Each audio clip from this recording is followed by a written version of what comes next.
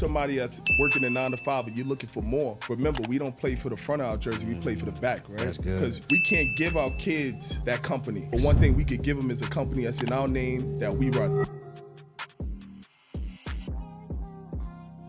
I listened to Jim Rome, he's like, hey, work on yourself more than you work at work. That was extremely big because I was giving more to work than myself. But let me tell you, with these big corporate companies, you just a number. Like, pass away tomorrow, guess what? They're gonna replace you. What's going on, family? It's your boy Darius, man, back with another episode of Influence to Impact podcast, where we have influential and impactful conversations with impactful people, man. Today, I got one of the ones, man, my guy right here going crazy in the funding space, the youngest doing the rookie of the year, all that, man. My guy, Jmapie. What's going on, family? What's going on, Darius? Man, glad to have you on, bro. I know we've been talking about it for a few weeks, man. You in Atlanta now. Yesterday, you had the honor to win a 6-figure plaque. But what they don't know is, you know, usually people think 6 figures in a year, but you were able to do that shit in about a quarter. Yes, sir. Yes, right. sir. 2.5 months. Everybody kept saying 3 months, but it's been 2.5. Talk that talk. Yes, so, sir. so what I like to do on this podcast, my goal is a few things. You already know we're going to give a masterclass. You're going to go crazy. I know you got some game. Sir. But before that, I want people to know, because a lot of people are at home and they're thinking, well, I see all these people on Dash's platform. I see them going crazy, but that can't be me. For some reason, they have limited beliefs, right? So I want to dive into your beginning. And we've talked, I know your beginning is a little different, but you've been in the entrepreneur space for how long now? And before the entrepreneur space, what did life look like? Essentially, I was a B2B sales leader, one of the top sales rep in the nation for a Fortune 26 company. Wow, dope. Now, that sounds like you was getting money in corporate.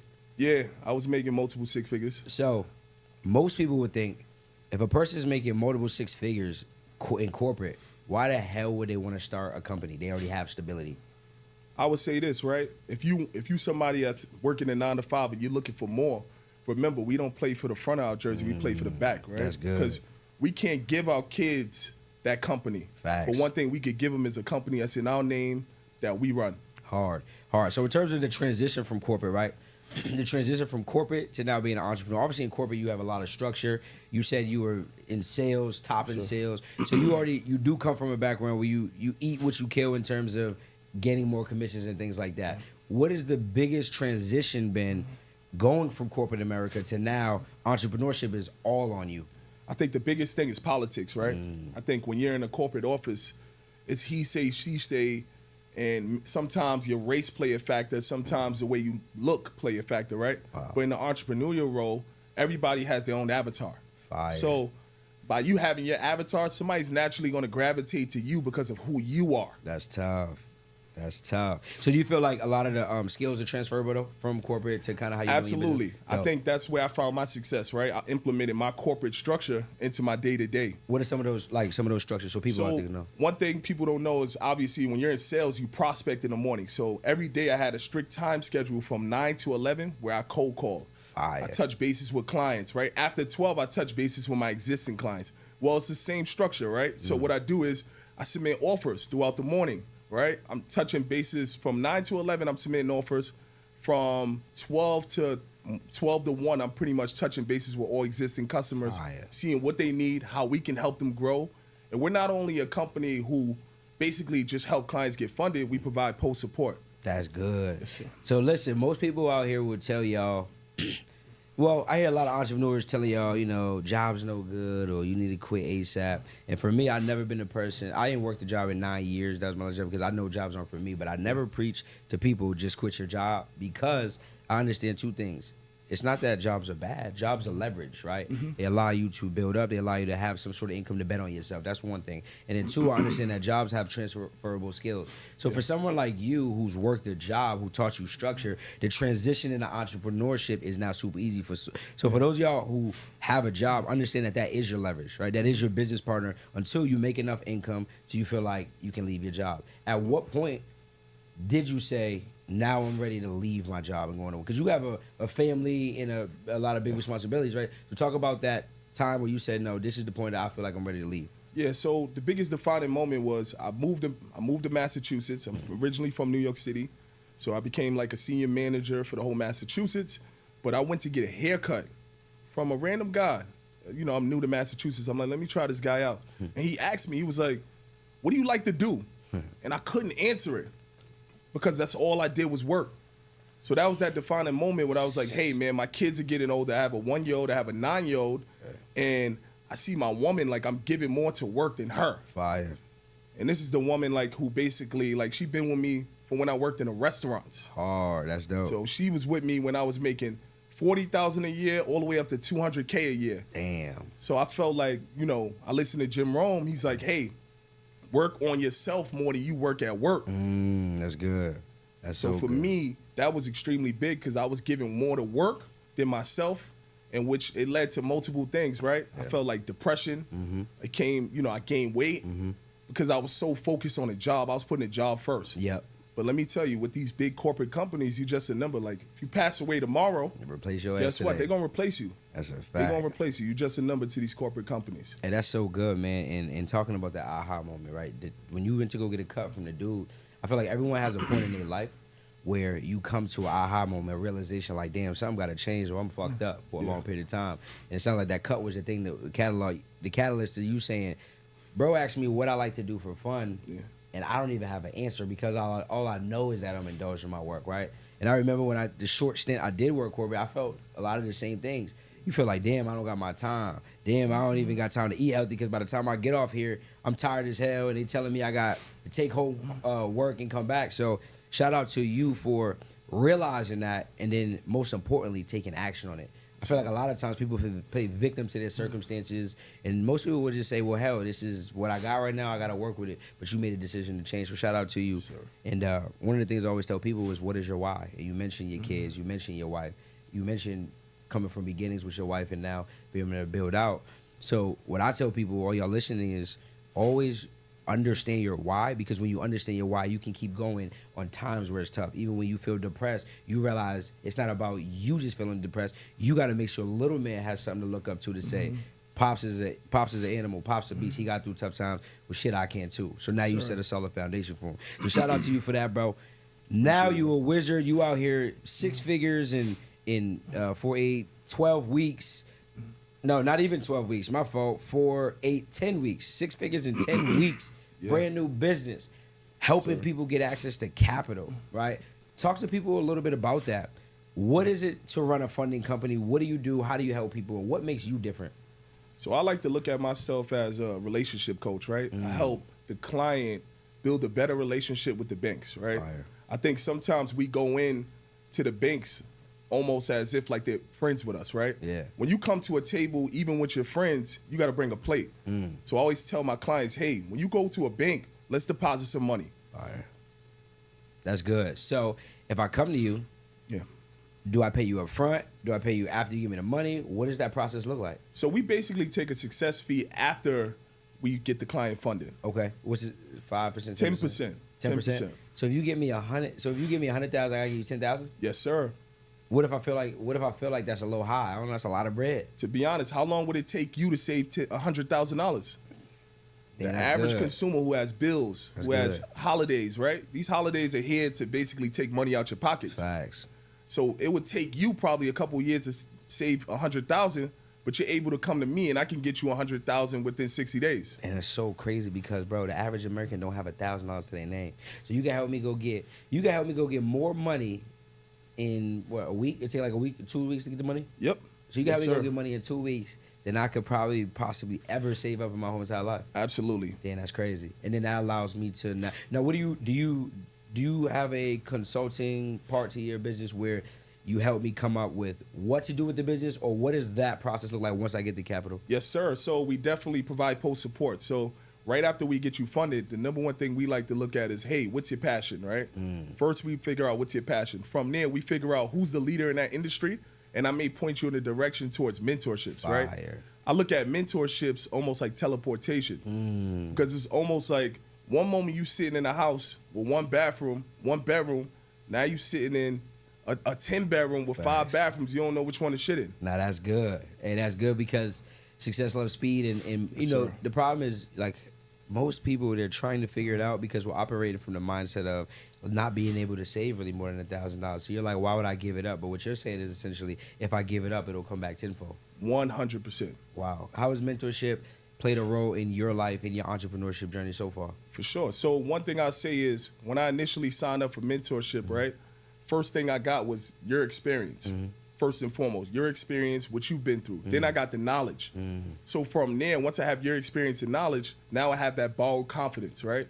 So I'm able to run into a situation and say, hey, I have 12 years of experience, because it's not only my experience, I have my mentor's experience and his mentor. That's so Because if your mentor don't have a mentor, you can't trust It's him. cooked. That's good though. So confidence equals competence, right? Like 100%. understanding. Yeah, I always tell people it's like this, because people don't be understanding that saying. I say, bro, it's like when I was in school, I used to suck at school. I literally barely passed.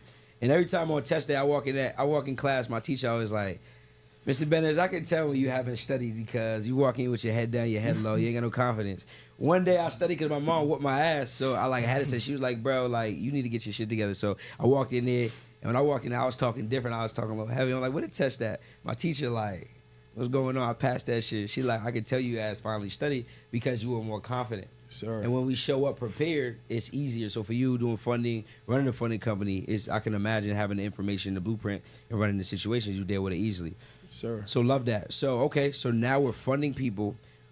You're getting 10%, and obviously you did 6 figures in 2.5 months, so you're obviously getting people big payouts, right? Yes, sir. But how do I qualify if I'm coming to you and I'm like, Jay, I heard you on that podcast, you was going crazy. I want you to give me funding, but I don't know what my credit profile needs to look like. What would you tell me? Do you help me build it up, or do you advise me, or what? Absolutely. I'll help you build it up as well. So let's say, for instance, you come to me and you say, hey, what does my credit profile look like? First, I want to educate you, right?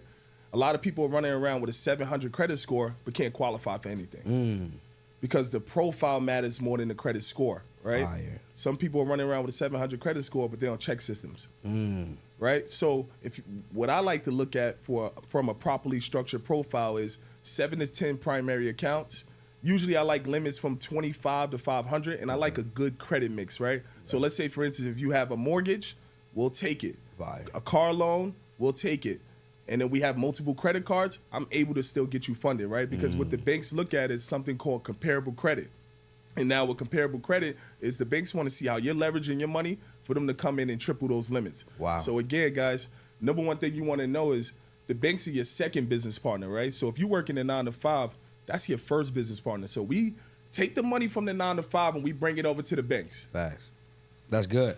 And then I know, okay, so primary accounts, we talked about that. Yes, sir. If I'm somebody and I'm like, damn, that's lit, primary accounts, but like, shit, where I could go get some primary accounts? Yeah, so I would say this, right? Let's say, for instance, if you're an individual who don't have any primary accounts, the first place we want to go to is a credit union. Okay. Always, because credit unions are usually more open door policy, and a lot of them are nonprofit, right? So what we like to do is basically essentially send you over to a credit union. Let's open up a checkings account.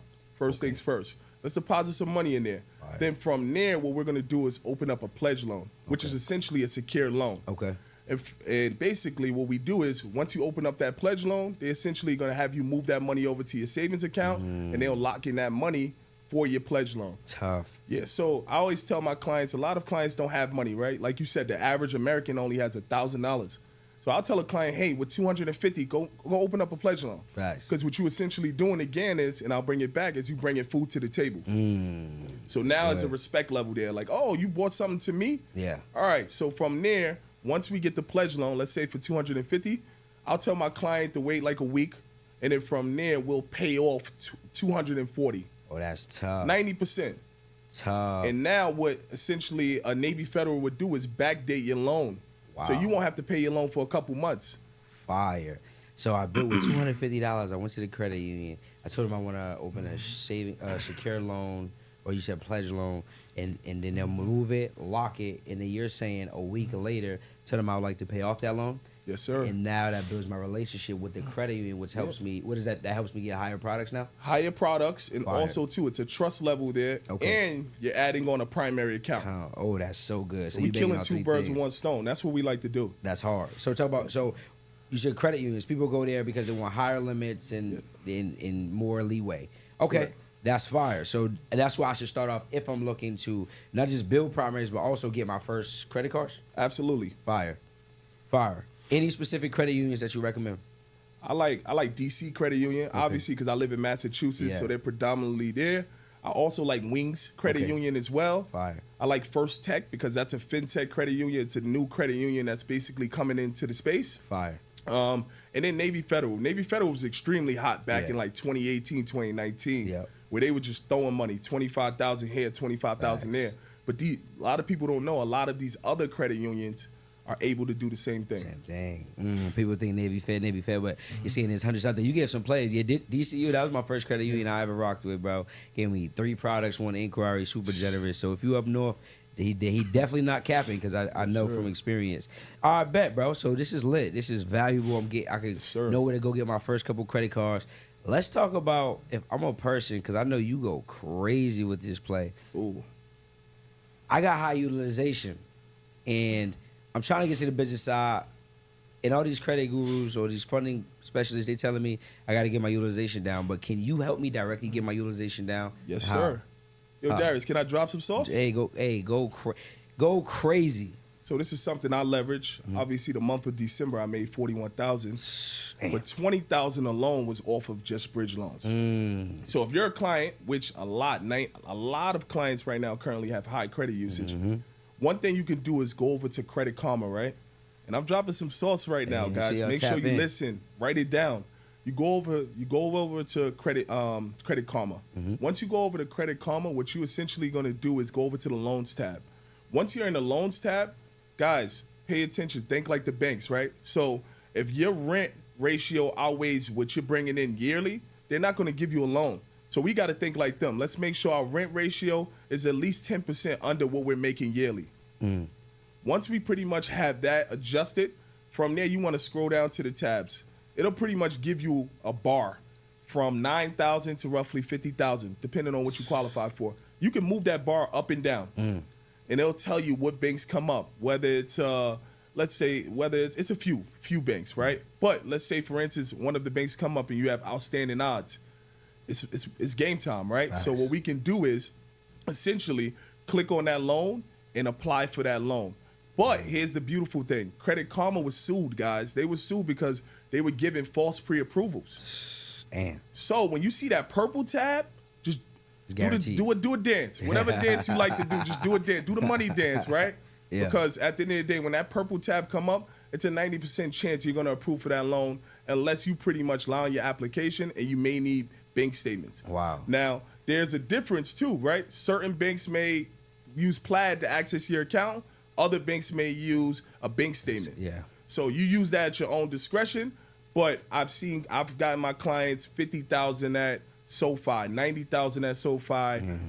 One main, I was like the one main king in December, right? I was one main everything. And I always tell my clients, right? If you're a smart client, right? Don't be afraid to leverage your vehicle just to get out of debt, right? Collateral. So you can use your vehicle as collateral. Use your vehicle, right? Because a car is a liability, but your credit, I'm telling you guys now, you can get up to 250,000 if your credit is good. And we know this, right? Yeah. 30% of your credit score consists of credit card usage.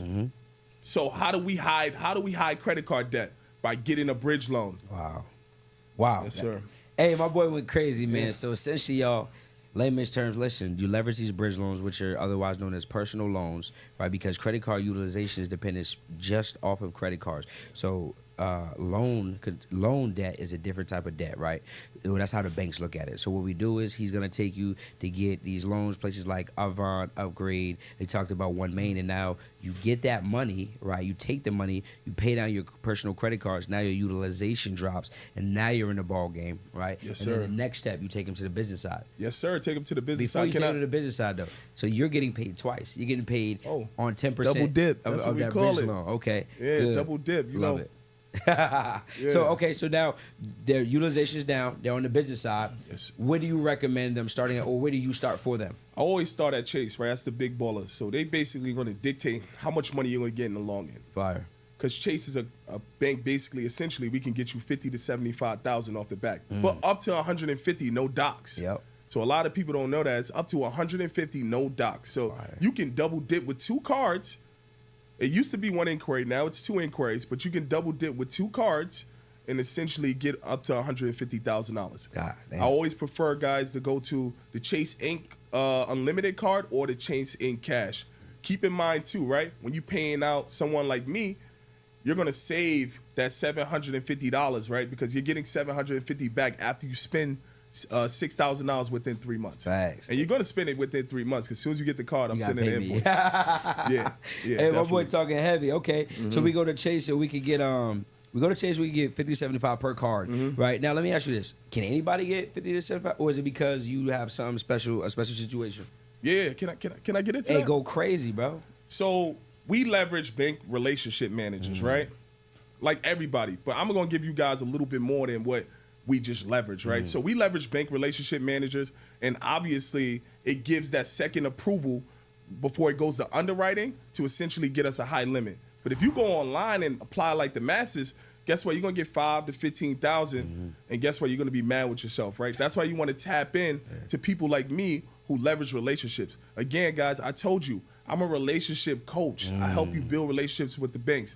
But what I want to do is go a little further, and this is not only sauce for the average consumer who's looking to go and maximize on their credit and get 50 to 75,000, but I want to go into how you can get a relationship manager. That's something everybody don't talk about. Hard. But we're going to talk about it because, Talk heavy. again, right? Yeah. I like to look at myself. I leverage my corporate structure to be successful. I love it. So, I'm like corporate, call me corporate maps. Corporate maps. You know what I'm say saying? less. So one thing I like to do to gain access to relationship managers is use LinkedIn. The simplest things, right? You can type in the search bar, Chase Bank Relationship Manager. Yeah. They're all going to come up for different states.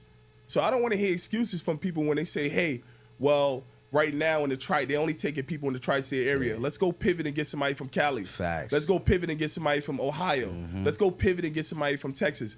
It just requires you sending them a message. Hey, this is what I do. I help clients gain access to capital.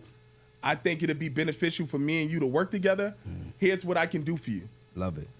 Hey, effort. LinkedIn, guys, and a lot of gurus are not telling you that. You could go right to LinkedIn. So, the average person is selling their bank list, right? Yeah. You can build up a bank list and sell it. That's a business in itself. Facts. Hey, So- that's good. So let me ask you this because that was so good. You talk about banking relationship managers, finding them on LinkedIn, right? I know people want to know, okay, cool, I connect with a banking relationship. What are some questions that I should be asking that relationship manager to make sure that they're quality and that they can actually help my clients? I would say this, right? The first thing you want to do is figure out how they get paid. What's their KPI? Because once you have an understanding of their KPI and their why, you can come in and help them and level them up to get them promoted. Leverage. Good. So number two thing you want to do is pretty much ask them the essential questions. What do you need when I'm sending an introduction? Is there a template you use? Fire. Right? So, just because we don't want to look sloppy when you're sending these emails. These are corporate emails. Facts. Also, their cell phones are corporate cell phones. Yeah. So we want to make sure we move correct. So we want to ask that. The third thing I would ask them is, hey, what's your next step after we submit the information to you? Are you going to jump on a virtual call with them? All right. What specific questions do you have for the client? Because it preps you to prep your client. Facts. You don't want your client going in there like, hey, how much money are you looking for? I just want the maximum amount of money I can get. That's not an answer, right? Right. Because it's a DocuSign you're filling out. So you're essentially putting the amount of money. And 90% of the time, you get that amount of money if you're going through a person like me because we make sure your profile is properly structured. Order. That's good. That's good. This is good, y'all. Yeah. All right, so now we know how to go out on the business side. We're starting with Chase. Give me the rest of that funding sequence for, let's say, not even for everything, for Experian.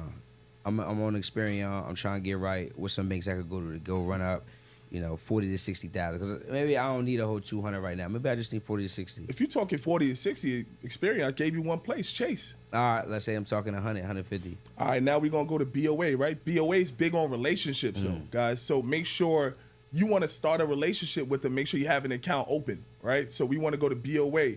And then we have a multitude of banks, right? I can't think of one off the top of my head because I have so many banks. I'm right now in a few sequences. Yeah. We have a multitude of banks we can go to. Fire. Now I love it. So I can go to Chase, I can go to BOA, I can get busy. All right, cool. Now look, the next thing I understand is now I'm like, cool, you got me thinking I want to come to you and get some money, but now I'm like, bro, I want to be like you, bro. I want to be able to charge 10%, go run up 6 figures in 2.5 months.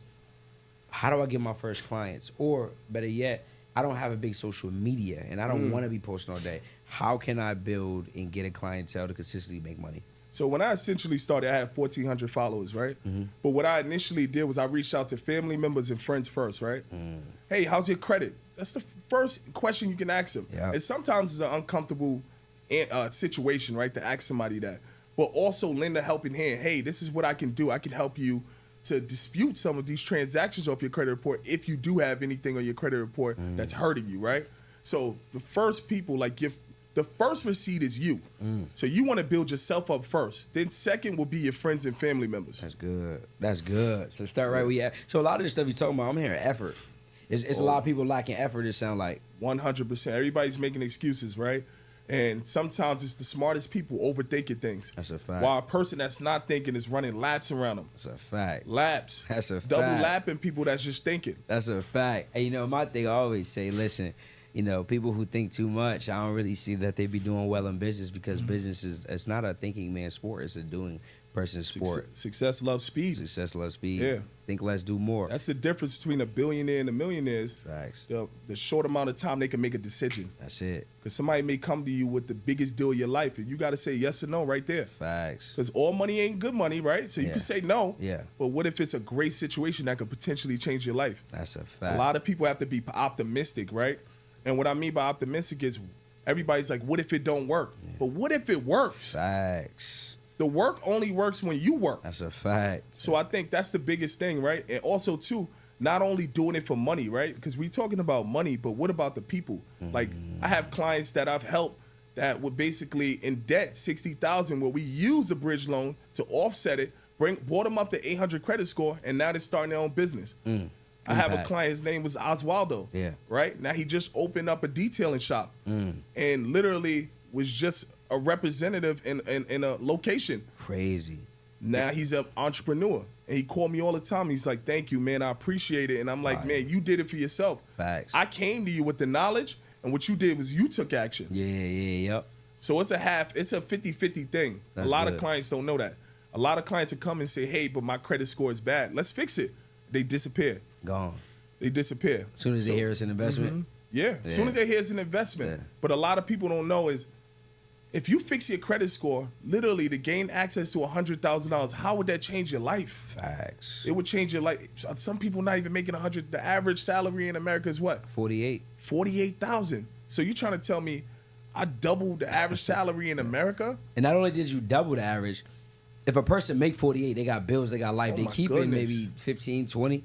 You're It's teaching crazy. them how to get the 100 and go flip the 100. Go flip it. Right? So it's Yeah. not like they're making 100 and then they got expenses. They're getting 100 to go bet on themselves. You know what I'm saying? And we're not just leaving you out there, right? Yeah. Like, we're not just saying here's 100, right? Because we know when you give somebody something that they never had, they more than likely gonna mess it up. Facts. We know that, right? Facts. But what we do is obviously we point them in the direction. Absolutely. So let's say, for instance, if you're looking for real estate, then we're gonna put you in the direction of a mentorship with real estate. That's a fact. Right? Where they can educate you. Let's say, for instance, if you want to just acquire a business, I'm gonna point you in the direction of banks that do SBAs, right? Where we can do a 7A loan where we only got to leverage 10% of our money for how much the business costs. Yep. So a lot of people are not knowing, right? Like when you going into investing into a business too, right? You want to run it. You want to go into and invest in something that already has a legit business going that we can look at the statements and say, hey, this company's generating this amount of money. It's real. Yeah. Properly structured. Yeah. Because a lot of people are hustling, but we want to get into Yeah. running actual businesses. I think that's 100%. that transition for a lot of us, because, like, you know, I'm coming from around the way, and it's like I threw parties, and it was like, okay, cool, we getting money, we getting cash. You're not putting it in banks because you think the banks are against you, and you're not even operating with an LLC. I was operating off a sole prop, and just not knowing was literally killing me because on paper I still look like I'm in poverty because I have nothing to show for it. So one thing you talked about so good, like understanding that your foundation is everything, right? It's everything. And also, too, when we get these LLC guys, let's make sure they properly structured. So after you're making $50,000 or more, let's go turn into an S corp, right? Where you're paying yourself a salary now. Because the problem is too when we going to get cars now, when we run in the business, we're not properly paying ourselves for a car company to come in and say, hey, we will give you this vehicle. Yeah. So we got to properly structure our LLCs as well as our credit profiles. That's good. That's so good. All right, man. So This is crazy. This is a massacre. I learned how to build my credit out. I learned that it's not about the score, but it's about the profile. I learned how to leverage personal loans to get me right. I learned how to get some 0% interest funding. Now, let's say I'm a business owner. I'm coming to you, bro. I ain't gonna lie. You know, maybe my credits is ass right now. I'm at like a 600, but I'm getting some money in real life. My business doing about 250,000 a year. Can you get me a bag, or is it over for me? Of course. And this is one thing the gurus are not talking about again, right? Revenue-based lending. A lot of these gurus, what they're doing is they're pushing you over to a company called Rock Financial, right? But what if you could be Rock? I could be Rock. Could be Rock? You could be Rock. Talk to me. How I do that? I'll tell you right now, first thing you got to do is build out an affiliate portal. So simple. And open up that open door policy for all those 0% interest funders that's on Instagram. Hey, this is what I could do for you, right? Submit your deal if the client has bad credit. And from there, once you submit that deal, we carry a network of lenders, direct lenders, that we're able to send over. Only thing we need is 3 bank statements from you and for you to fill out an application for me. That's it. As long as the company is showing that you have a consistent flow of money coming in, we're able to give you working capital for your business. Wow. And not only are we giving, and I'm sorry to cut you off, not only are we giving working capital, right? We're giving basically SBA loans. We're assisting with SBA loans. We're assisting with business lines of credit. We're assisting with business loans. And that's something too. A lot of 0% interest, a lot of the guys that's in the industry, they're not leveraging their relationship managers for acquisition loans. Your relationship managers have access to SBA loans, and they'll fill out the application for you. All your client has to do is provide all the information. But back to revenue-based lending, right? The average client who don't have good credit, we essentially could still get them funded. Damn, that's good.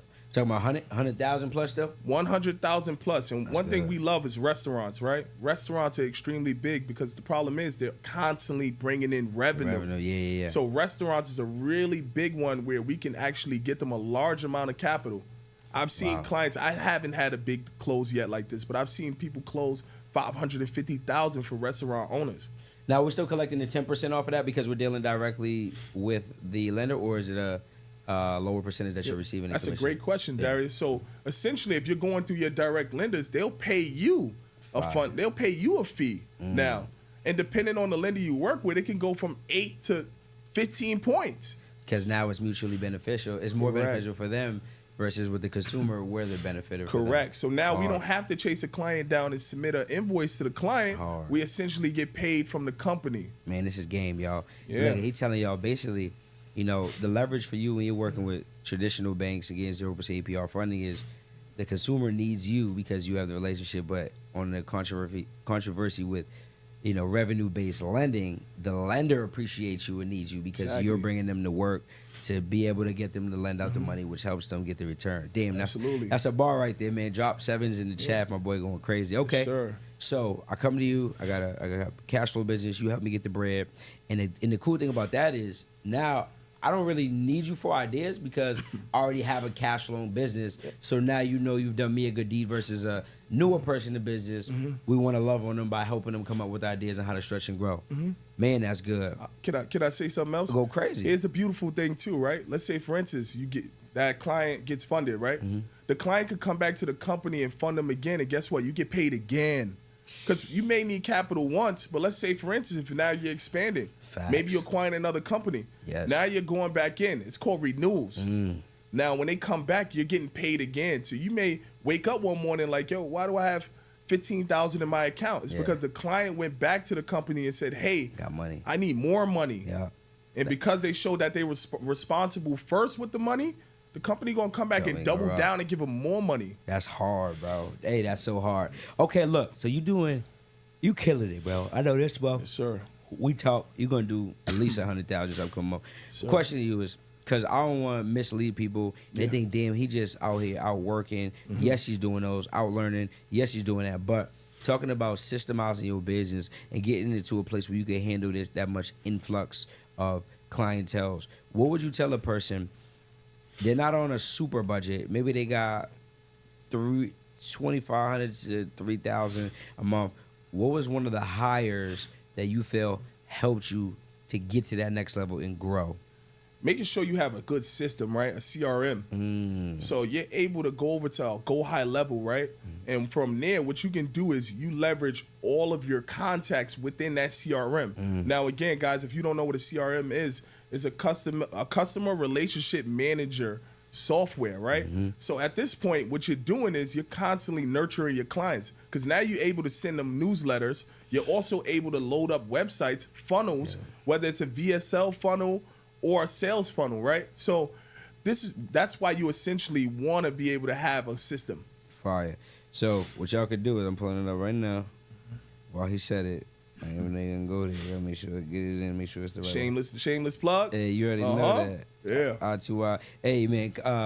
R2R systems, man. We're gonna get you right. We're gonna get you right with a CRM. So if y'all need that, you know, plug in. You know, be able to, like he said, host your funnels, your workflows, texts, emails, and it's just essentially organization, right? Him coming from structure. I don't come from structure. I'm not a structured person.